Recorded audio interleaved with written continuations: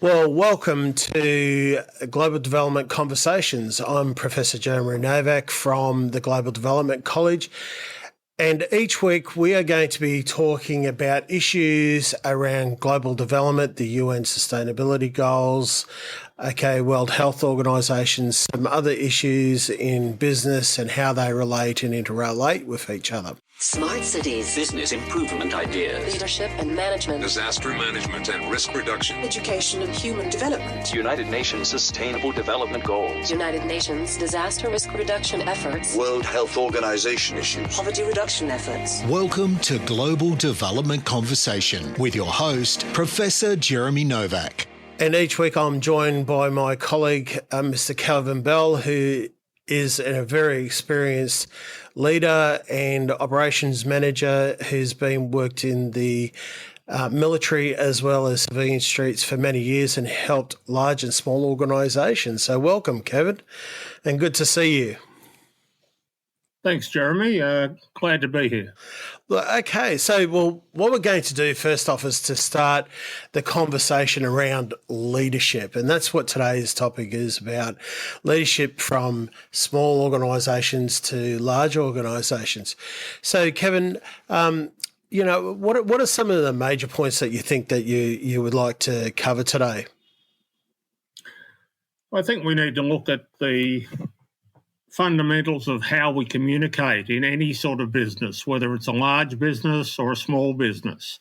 We're all familiar with the international successes of large companies and the leadership of people like Richard Branson and so on. But I want to actually take a look at what we can learn from leadership and what we can actually use in our own workplace, whether we're a small business, a growing medium-sized business, or even a little bit larger. If you're an up-and-coming young leader in a company, what are some of the things that you need to know that can actually help you work with your colleagues in a much better and much more effective way? So what do you think are probably about the most four essential things that a leader needs to look at straight off the bat? What's common amongst leaders, regardless at what level? I think each leader, and we'll see a lot of statements about a vision, and yes, every leader needs to have a vision. That's a reality. It applies to large businesses, and we've seen the vision that, as I said before, like Richard Branson. But small companies too have a vision. They wish to succeed. They have goals just like everybody else in their business. And one of the things that we find that are really, really important at the ground level are simple things, something we all know something about: honesty, things like integrity and trust. Now, I spent 20 years in the military, and to be quite honest, if you don't trust your colleagues, the whole thing isn't going to work. So trust is a fundamental element of building the relationship in a business where you as a leader can make a difference. You can make your place you work a place where trust is an important issue. You have to have trust in people to do their job. And I'll give you an example. Do we hire people who are better than us to help us make our business greater?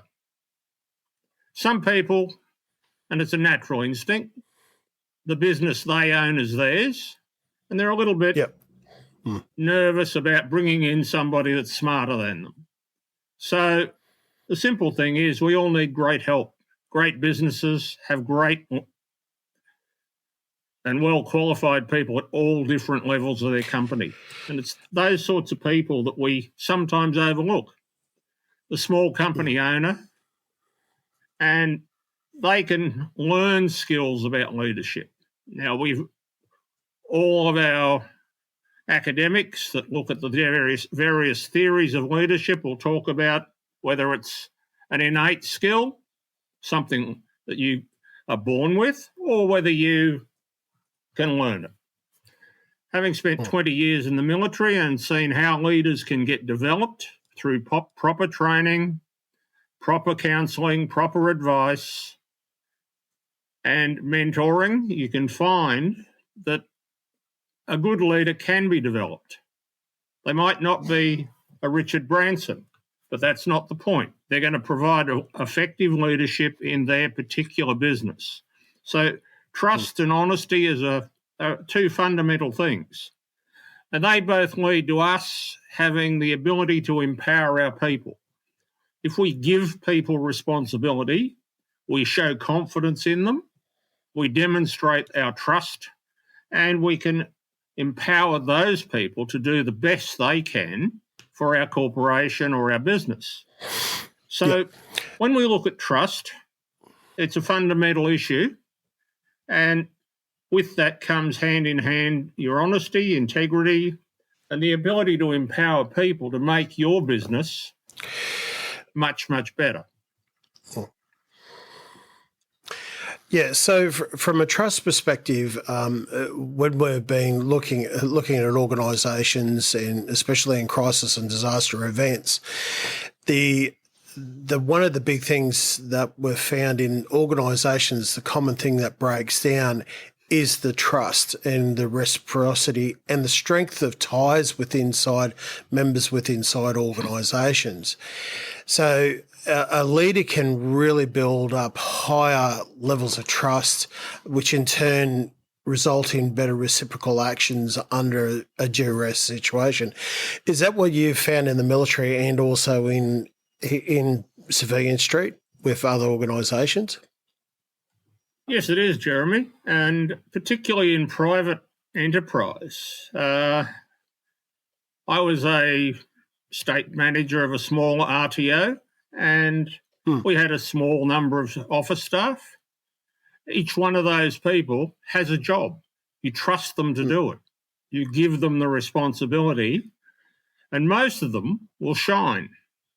So having that trust, having a little bit of empowerment for those people helps you, it helps them, and it makes the business function in a much more positive way. So with as far as the social exchange that lives inside the organisation, do you believe that the perception of the employees that the organisation is supporting them through appropriate leadership, does that play a major role as well in building that trust and reciprocity? Yes, Jerry, I think it does, because we can support our staff and we can demonstrate our support. For example, we can send them on a promotion course. We could send them to do a new course that's related to their particular work area. We can send a reception person off to do a advanced Excel course if you need spreadsheeting.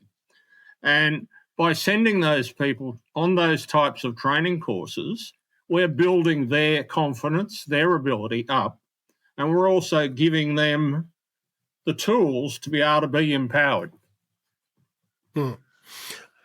Okay, so with as far as empathy is concerned, and that probably would relate to the building of the trust. What's your viewpoints on the empathy side of things? How can leaders of organisations, no matter what size, be empathetic or show empathy? They can look at their staff. They can see in different situations how those staff react. Now, it's been my experience that in private enterprise, most people respond as opposed to reacting. And I'll clearly make a difference there, because responding is when somebody presses your buttons and makes you do something they want. Or you get your buttons pressed by government who want to put a COVID lockdown on people. So it stops everybody going about what their business is. it has its public health issues, yes, that's fine. But we need to look at everything in it as an entirety. Now, for empathy, if our employer shows that they have an interest in our performance, then part of that performance is our feelings, what we think. In simple terms, if we, to give an example, we've all seen this one, somebody doesn't like what's happened. They shoot off a sarcastic email, and the next day everybody's upset because of John or Mary's email. Now, how can we stop that happening? We talk to our staff about thinking about what they write. Would you write it to your grandmother? No. So let's think about how we interact both verbally and in written format. Life's becoming, or starting to live our lives online, which, as everybody I'm sure is aware, has its personal issues, and there are some very unpleasant people on the various mediums of social media and so on. So a boss has to have a degree of empathy. He has to have some understanding, and he has to give people their time when they need it. So somebody might, you've experienced this yourself, they might have a sick parent, they might have a sick relative, somebody they've got to spend a few days looking after. Let them go. Because when they come back and you ask them to do something, you'll get a much more positive response. It's being empathetic, it's understanding, and you'll generally find that the vast majority of people will respond in a very positive way. And their actions then will speak volumes. Actions speak louder than words, and we need to remember that. And when we give empathy or give the opportunity for people to do something that they need to do for their family, they're much more disposed to being part of your business family. So if we think about it in the context of just simple human interaction, this person needs something. Yes, I'll give you 4 days off. I know it's going to cause us problems, but we can plan for that. We've talked about it first, we've given the time, and we can adjust a little bit. So when they come back, their attitude is going to be a whole lot different. Now, we can't teach people, or we can teach people attitude, but it takes a long time. But we can encourage positive attitude through showing empathy and empowering people to have control of what they do. Look, from my perspective of companies that I've run, and that's a really good point that you bring up about the empathy of if someone's got someone off sick. Now, most countries have labour laws, and they require sick days to be applied to full-time employees. They're entitled to so many a year. However, in cases where sick days are not available because they've run out, that allowing them that time off is a really good leverage tool to say, well, look, I've done this for you, that reciprocal arrangement. And it comes back in twofold, because when time pressures are on and production pressures on, you can then get your employers to put in the bigger hours and to pay that back. I find that a really good tool as far as a management leadership tool as well. I think one thing that we should also do, and because we're looking at global development and how that links to UN sustainability, that is all about ensuring that your employees are mentally healthy as well, and you're promoting that well-being, and that's a real good thing for the UN Sustainable Development Goals number 3. And I think, in my opinion, that it also hits goal number 9 on building resilience within inside your organisation and the infrastructure and communities as well. And even touching on level goal number 11, when you talk about sustainable cities and communities. Well, if you've got a happy worker, you're going to be more viable as a organisation, which contributes to a city or a community as such. Yeah, have you got any thoughts on that sort of side of it, Kevin? Yes, Jeremy. When we look at the type of employee you were just talking about, there's a lot of examples. Some years ago, when I was the academic manager of a training company, we randomly or occasionally gave a employee a couple of tickets for dinner or a concert or something like that when they'd done an enormous activity in the business and when they've done a great amount of good. And just that random gesture of giving something to somebody, even as simple as giving them a bottle of wine or a ticket to go and have lunch or dinner with your partner. Those small gestures that cost maybe under $100 give people renewed enthusiasm. They're not something you use all the time. You leave them as a random tool, but they're something you can use to promote the idea of how you think about your staff. And really, when we think about it, we want them to follow us. So we've got to create an environment that will support them and they'll follow. If we... Yeah. Yep. No, go on. Sorry. Yeah. So with as far as those things are concerned that we've talked about, honesty, empathy, trust, and being an advocate for your people.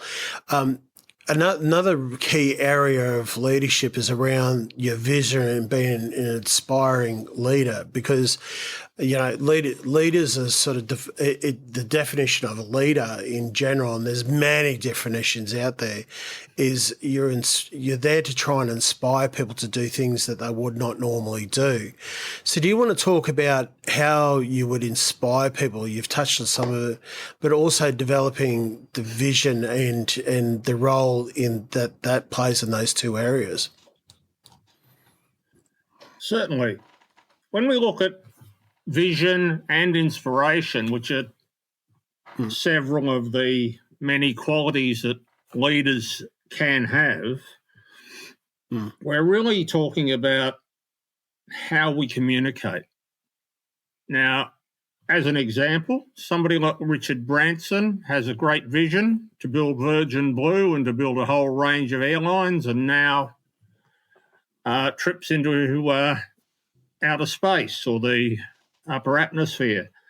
Those things take vision, and that's very true. We need that vision. But that also inspires people that work with him or for him. And we have to have, for that to happen, great channels of communication. People have to be able to understand exactly what the leader wants. Now, we can talk about business leaders, and they generally reflect what their companies are about, their culture.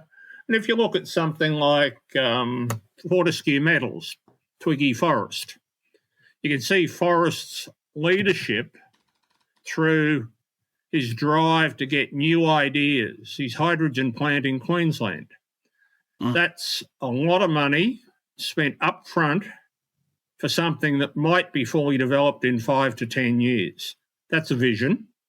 And to do that, he has to be able to communicate that not just to his people, but to governments.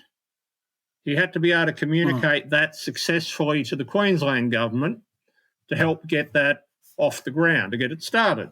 Again, we see the need for, or we see the vision, and we see the need for good communication in order to achieve what he as the leader wants and his team, his employees, need to do to help them achieve the overall goal. So when we think about vision, we hopefully see leaders that have an inspiration. They have some sort of character that helps inspire the people around them. Now, it may be simple. They have what we normally would call, I suppose, charisma. They have something that appeals to people. Now, some people have that as an innate talent. Some people have to work on it really, really hard to make it work. But if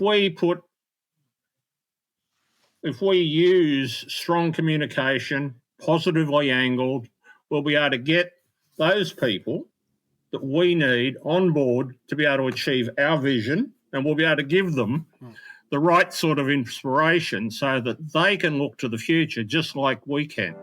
Global Development Conversation with your host, Professor Jeremy Novak.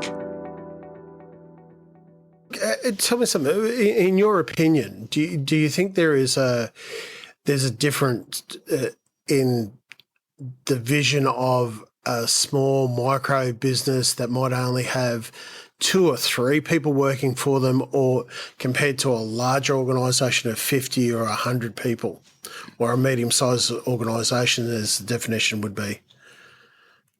Yeah, I think the situations are different. Therefore, we're going to need a much different approach. Small or micro businesses, as you mentioned, with 2 or 3 or even 4 or 5 people, it really has to be about how those people communicate, how those people interact. And in a lot of cases, those people are drawn together by common interest. We see a lot of,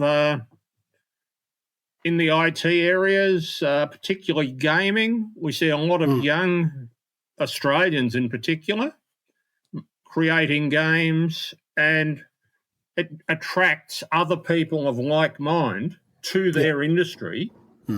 And between them, in amongst the whole lot, in their communication process, they come up with some really, really innovative ideas that weren't possible a decade ago. So it's important, even at that small level, for whoever the owner of that business is, to show leadership. And as I said before, if he empowers his staff, because you've got a small team, somebody has to do the job, whatever it might be. And if the staff are in a positive frame of mind, they're going to contribute everything and the best ideas they have. So leadership is every bit as important at that level as it is for the leaders that we would probably consider to be well-known or famous. Yeah, like perhaps one of the most interesting and well-known in the general public of leadership is Peter Drucker. Now, he talks about a number of things. Vision and inspiration is one of 2 major points that he made. But you touched on leaders, being inspiring, having the vision for innovation, and that like innovative behaviour, innovation inside their organisations. And I'm thinking about, Steve Jobs and Elon Musk and the like. I think it was Steve Jobs that actually said in one of the presentations to his organisation, if we don't be innovative for one day, we will be taken over by our competitors. So he was very much on about innovation and inspiring his people to act, think, and do innovation. It's really important in terms of organisations particularly we see now in the media. And we're learning that some of these organisations have considerably more power than what we ever believed. Twitter, for example.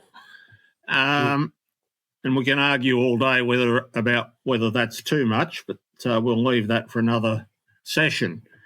I think that Jobs is right. We have to keep innovating and we have to keep being creative. Now, when you employ a number of creative people together, you have quite a challenge to keep all those people focused and to keep them all heading in the one direction. So, and I think your comment about what Jobs does reflects that. We need good, strong inspiration, but we need innovation to keep up. We have to have something new. If we think about the Apple iPhone, why is it so popular?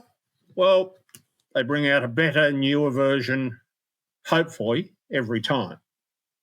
So they've got some new technological advancement in it. Now, if we look back, we all bought telephones.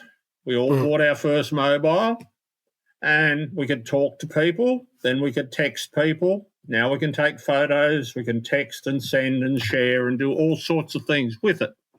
So those companies have used innovation to progress their product and make it more saleable. And within the organisations, the creative people who come up with those ideas, rather than just creating a phone, they're creating an entire communication device that somebody can use for a range of different purposes.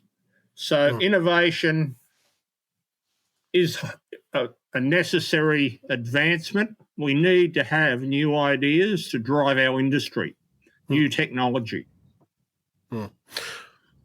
And I think, so in your opinion, do you see innovation can occur in the medical field, like high-end innovation, especially with the COVID-19? We've seen the leaders of our of governments, also medical sectors, being very innovative on getting vaccines that normally would take 7, 10 or even longer years out for the COVID-19 vaccines, getting them delivered within months of when they've done the testing.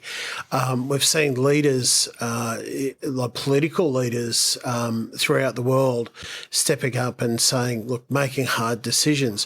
Whether those decisions were right or not at the time, that's another debate, but they have been seen to be acting in a positive manner and getting these things on. Have you had any sort of thoughts how leadership has acted in the pandemic as well?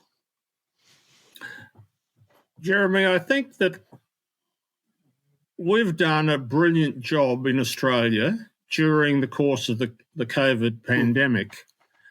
And around the world, scientists, to their credit, have come up with a variety of different vaccines. Yes. And as you said, quite rightly, that normally takes 10 to 12, maybe even more years of testing. Because of the urgency, governments and the various agencies of government have allowed the new vaccines through very, very quickly. And the whole exercise has proven to be very successful for those governments and for the people, particularly here in Australia. We saw a range of vaccines come here. Now, Queensland Uni was working very, very hard on a vaccine. It didn't turn out to be exactly what they want, but they were joined around the world by other institutions, other companies. Our large pharmaceutical companies have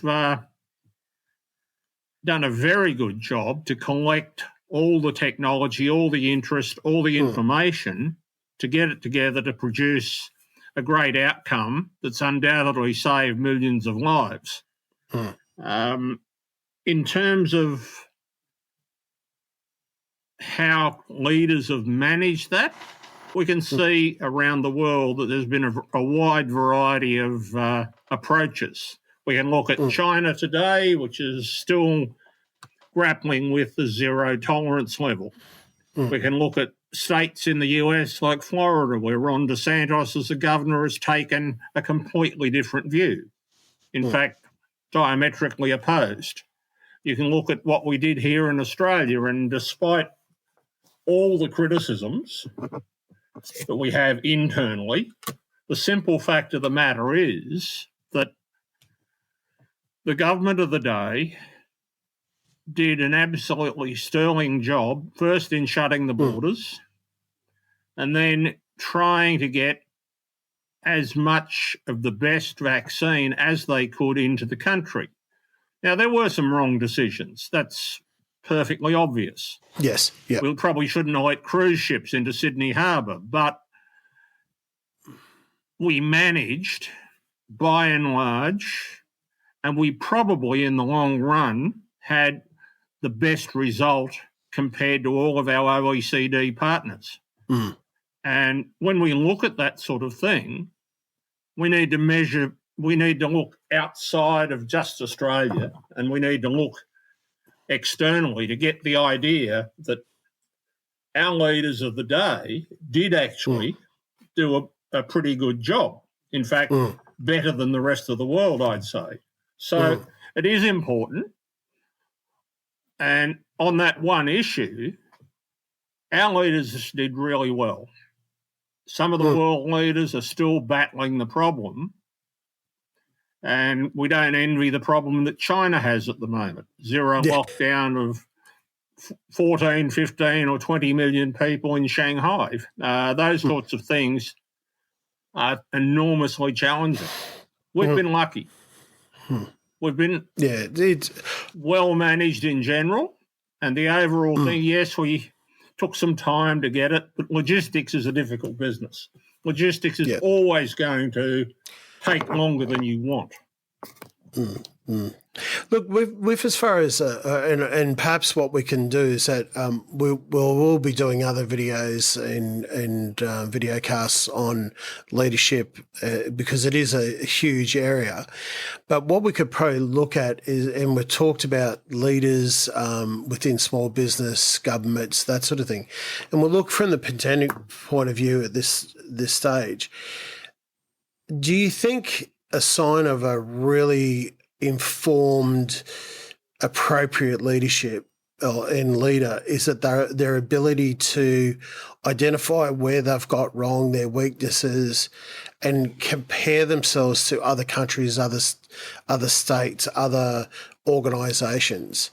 And if you had some advice for them, what would that look like?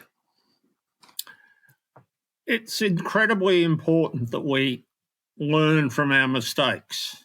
There are, I'm sure, dozens of quotes from various academic authors around leadership of how we can learn, how we can use the information from our mistakes and build a better future for our organisation, our business, our government, our country, whatever it might be.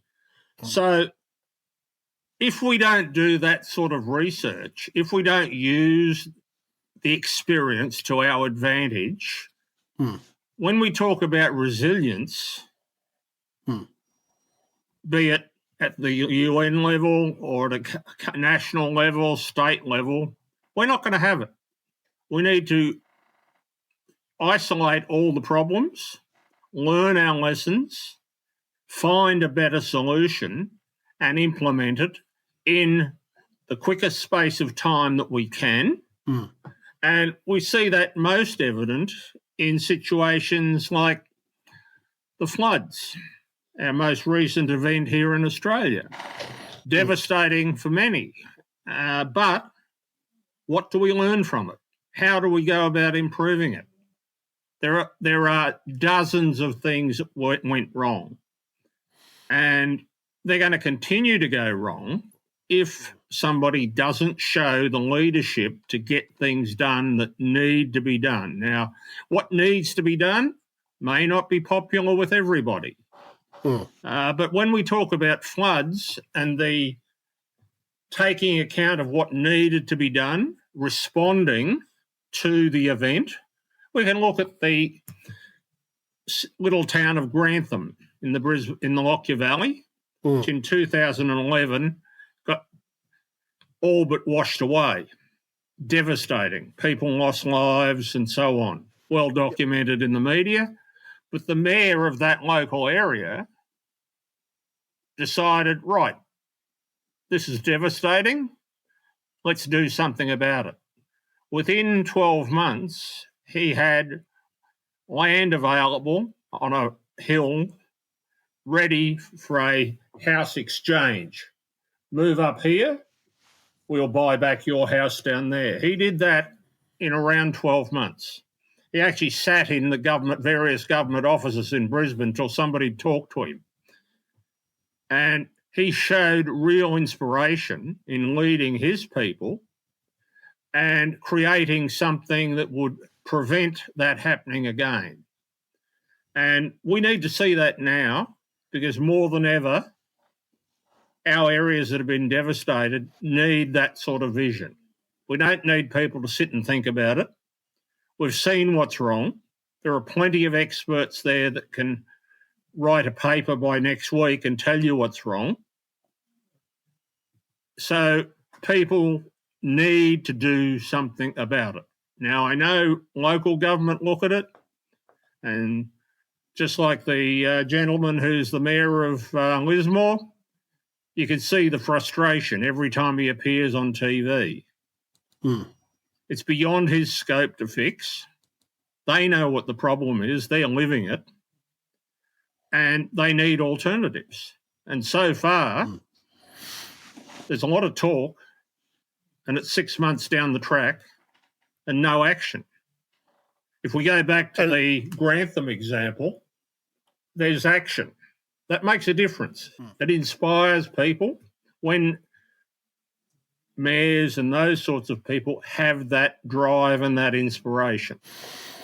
And I think that's one of the things that we will be doing is that, and that may be something that we'll cover in another podcast and a video cast, is actually the issue around leadership within disaster situations.